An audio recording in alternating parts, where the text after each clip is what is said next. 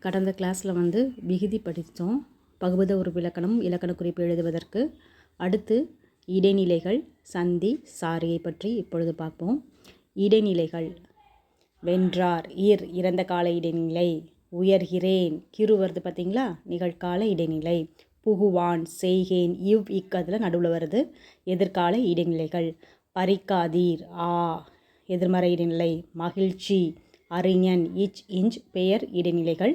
இதில் வந்து இந்த எதிர்மறை இடைநிலையும் பெயர் இடைநிலைகளும் நமக்கு எப்போவாதான் நமக்கு வரும். அடுத்து சந்தி பார்த்துக்கோங்க. உறுத்தும், சந்தி. பொருந்திய, உடம்படு மெய். சாரியை, நடந்தனன், சாரியை. சாரியையும் நமக்கு எப்போவாதான் வரும். ஆன், இன், அல், அற்று, இற்று, தம், நும், நம், உ, ஐ, கு, இன் இதெல்லாம் வந்து சாரியை. இதில் நம்ம அதிகமாக பார்க்க வேண்டியது எது அப்படின்னா இடைநிலைகள். இப்போ இறந்த கால இடைநிலை இட், இன். நிகழ்கால இடைநிலை கிறு, கின்று, ஆனின்று. எதிர்கால இடைநிலைகள் இப், இக்.